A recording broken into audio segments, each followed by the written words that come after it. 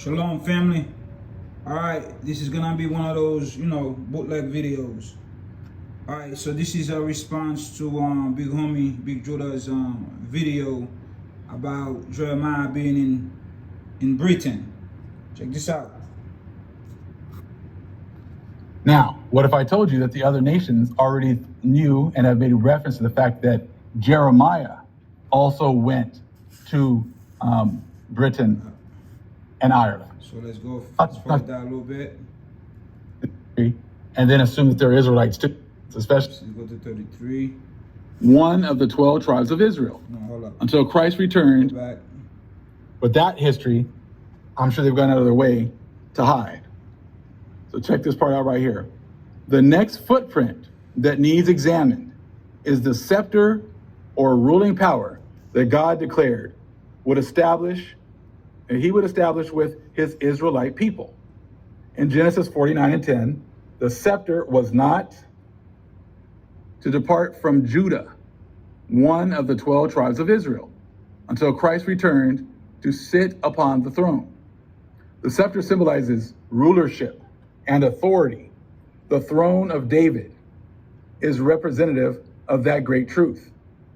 God made a sure and unconditional covenant with David, an Israelite of the tribe of Judah.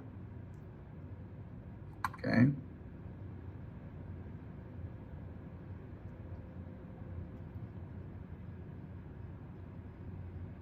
So again, the scepter symbolizes rulership and authority.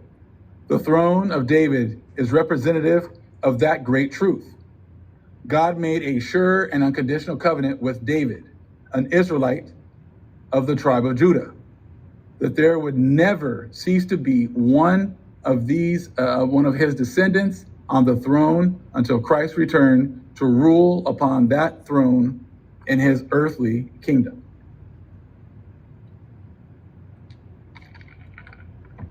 The covenant God made with David is carefully laid out in Psalms 89 and Jeremiah 33:17-26. All right, so Jeremiah in Britain. Let's get it. All right, did you guys know that Jeremiah is the only one in the Bible who talk about the destroyer? Jeremiah 48:8. Let's get to it real quick. So this is the Kolbrin. This is the destroyer part 1. This entire destroyer part 2 and part 3. The destroyer is being spoken of here by Jeremiah. So Jeremiah 48:8 all the way down to Jeremiah 48 through 47. 8 through 47 is this entire story about the destroyer. All right. So how it's being said here, the names are changed and slightly differently. So it goes more in depth in here as to what would happen to the nations that the Most High was spoken of in this book. So let's go to Jeremiah 48:8. Let's see. Jeremiah is the one speaking here in the Kolbrin. All right, let's go. A destroyer will come to every city, so that no city will escape. The valley also will be ruined, and the plateau will be destroyed, as the Lord said. Give wings to Moab, for she will flee away, and her cities will become a desolation without inhabitants in them. Cursed is the one who does the Lord's work negligently. So now you could go and read all of that. So let's go now to Jeremiah 48:32. Jeremiah 48:32. And then we're going to get into the Kolbrin. Let me just get this out of the way first. I will mourn for the men of Kirheres more than the whipping of Jazeer. I will whip for you, O vine of Sima, your tendrils stretched across the sea. They reach to the sea of Jazeer, upon the summer fruits in your grape harvest. The destroyer has fallen. Now let's go to Jeremiah 48:40. Jeremiah 48:40. Jeremiah 48:40. Where you at? 40 right there. Bam. For this is what the Lord says. Behold, one will fly swiftly like an eagle. One will fly swiftly like an eagle. That's the destroyer right there.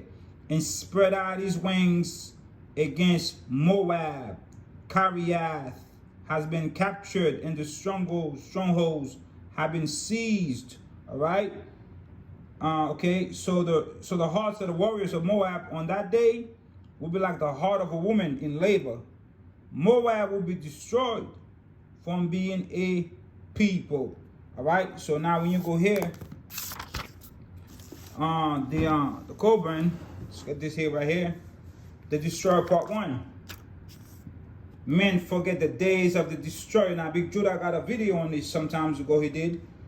Men forget the days of the destroyer. Only the wise know where it went, and that it will return in its appointed hour. It raged across the heavens in the days of wrath. Now, check it out. I'm not going to read that for you. You go ahead and get it. When blood drops upon the earth, the destroyer will appear, and mountains will open and belch forth fire and ashes. Trees will be destroyed and all living things engulfed. Waters will be swallowed up. All right, so you could just read that for yourself. Let's keep going. So the destroyer is spoken of. This is the entire thing is the destroyer.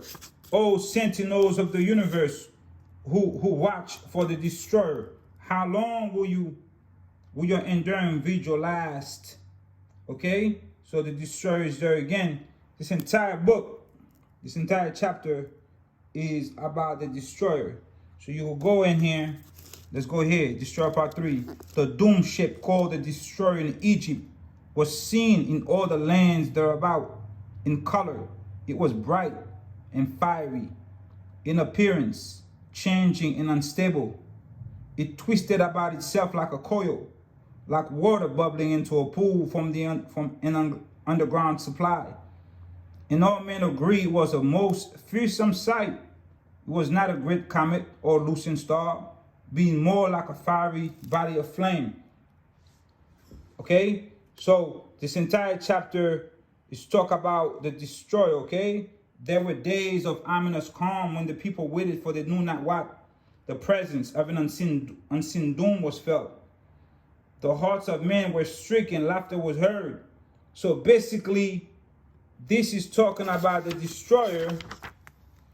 And the only person in the Bible talking about the destroyer is the prophet Jeremiah, as I just showed you guys over here. Jeremiah 48:8, 48:32, Jeremiah 48:40, and it's also in the Kolbrin. But check this out, y'all. Check this out. Abraham is also in the Kolbrin, just like Iliad, Joseph of Arimathea, which is Iliad, is no Kolbrin.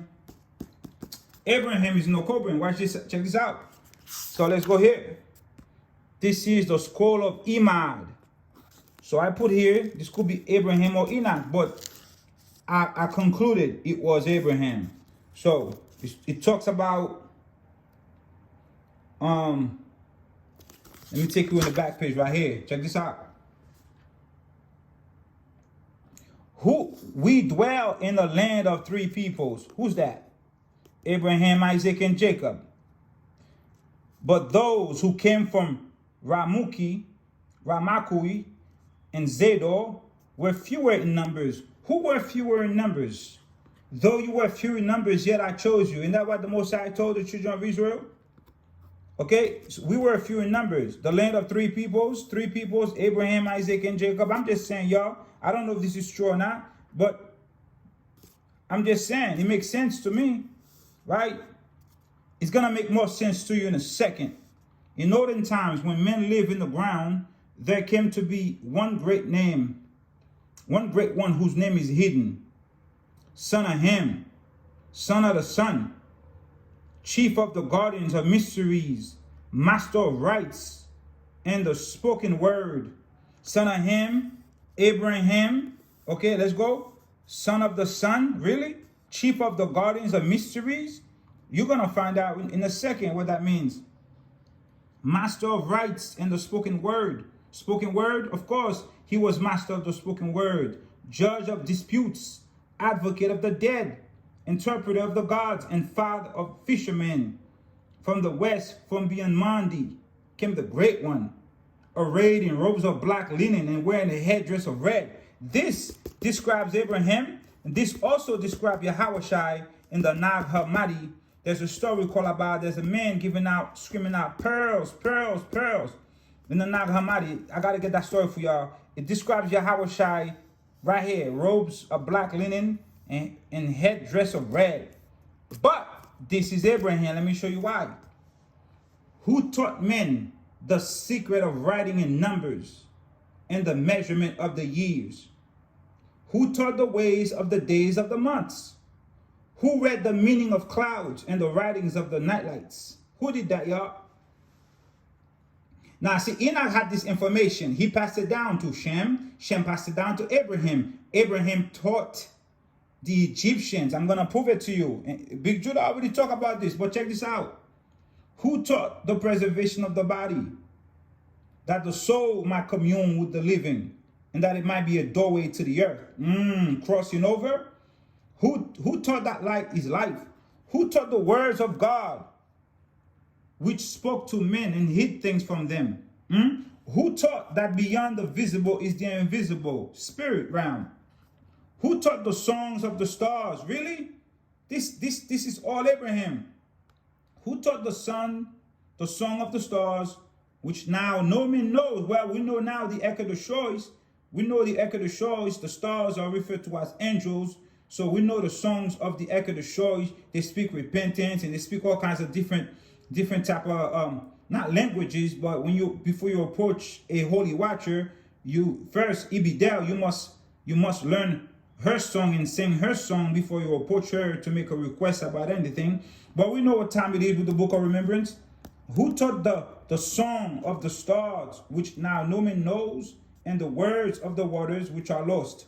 The words of the waters. You know who? This is the water tablet from the book of the remembrance. Who Noah had to learn, and there's when the Most High sent Ozine to Noah, so Noah could learn from Ozine how to summon the waters, the wind, the rivers, and the waters in the air, the waters in the ocean, so he could call down the flood, which in the Kolbrin is referred to as the flood of Atuma. Who taught men to grow corn and to spin, to make bricks and fashion stone after a cunning manner? Who taught men the ritual of seashells? Who taught men the nature of knowledge of God, but in the years left to him could not bring them to understanding? Who then veiled the great secrets in simple tales which they could remember, and in signs which would not be lost to their children's children? Who brought the sacred eye? The sacred eye? Let's see. Let's go. From the distant land, and the stone of light. The stone of light made of water. That's the Urim. Let me prove it to you. The third eye, the stone of light. Hold up. Let's get this. I'm gonna show you. It was Abraham. All right, check this out. The Urim. Where is it here? Hold up. The Urim.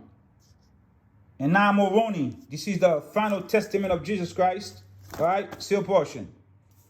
And now Moroni will proceed with the account of Brother Jared, which translation was given unto me by the gift and power of God, through the Urim and Thummim, which being interpreted light and perfection. Light and perfection. So let's go. Who brought the sacred eye from the distant land, and the stone of light made of water? Urim and Thummim. And all of this right here, Abraham taught the Egyptians that. Let me prove it to you. Big Judah have videos on this. Go get it. So let's go into this book. The first 2,000 years. I had the page here ready, but I lost it. But let's get it back. Hold up. The first 2,000 years. Abraham's mission to the Egyptians. What was Abraham's mission to the Egyptians? Abraham's mission to the Egyptians. Let's go. Abraham receives a revelation on astronomy. Just before Abraham went down to Egypt, the Lord shared with Abraham many secrets of the universe. Abraham received a revelation which projected his personal knowledge over into the field of science. First, he was shown a revelation on astronomy, and then he was told how the earth was planned for human habitation. In the midst of the revelation, the Lord made a most significant statement, said he, Abraham, I show these things unto you before you go into Egypt, that you may declare all these words. To whom? To the Egyptians. Abraham 3:15. The great truths shown to Abraham were not for him alone. He was to declare all these words to the Egyptians. The Lord knew that some of the learning of the Egyptians would be passed on to the Greeks, and that the Greeks in turn would reach the Romans. And he also knew that through Rome, this knowledge would spread to other parts. What other parts? Britain. Because Abraham is in the books of is in the Kolbrin. These are the other parts that this knowledge will be spread to. Okay? All right. The knowledge will be spread to other parts of the world as a blessing to humanity. All right? The Lord said, behold, thine eyes see it. It is given unto you to know the times of reckoning and the set time of the earth, the sun, the moon.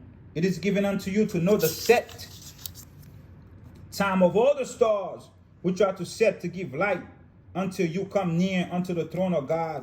He says, Abraham, Abraham, talk with the Lord face to face, as one man talks with another. Okay? So let's go down here. Let's see if I could read you anything down here. So over here, he went into naming everything for Abraham. My son, as his hand was stretched out, behold, I will show you all these. And he put his hand upon mine eyes, and I saw those things which his hands has made, which were many, and they multiplied before mine eyes, and I could not see the end thereof. And he said unto me, this is Shiniha, which is the sun. This is Kolob, which is the star that is closest to me. This is Oliah, which is the moon. This is Kolbrin, which signifies the stars. All the great lights. All right, y'all? So, the information given to Abraham regarding astronomical principles is only referred to briefly in the book of Abraham. Nevertheless, it is what? Sufficient. Joseph Smith pointed out that when the papyrus scroll written by Abraham was found in Egypt, it was also discovered that 2 or 3 other small pieces of papyrus was astronomical calculations. Okay? Abraham not only received astronomical data from the Lord, but he recorded it. Okay, so let's just check this out. Nevertheless, it is sufficient to reveal to us that the ancient patriarch had a knowledge of astronomical science for over and beyond anything which we have yet been able to discover through our giant telescopes and sensitive photographic plates. Okay? All right, so Hunter has made a most interesting comparison between the revelation of Abraham on astronomy and between the and the findings of modern astronomers. So this is the page 286, 287, all right, page 285 from the first 2,000 years book. Big Judah, you have this book. Okay, so who taught the preservation of body? Who taught the words of God? Who taught man what lies beyond the visible is invisible? Who taught the song of the stars? Who taught men to grow corn? Who taught men the ritual of seashells? Who veiled the great secrets in simple tales? So which they could remember in signs which would not be lost to their children's children? Who brought the sacred eyes which they could remember, and in signs which would not be lost to their children's children? What does that sound like? What's the word for that? That's yeah, you know what I'm thinking about. That word, I can't think of it. The other day, Big Judah came out with a video about this. You know, when the Druids would remember, they wouldn't write their secrets or their writings. They would remember it, right? They would file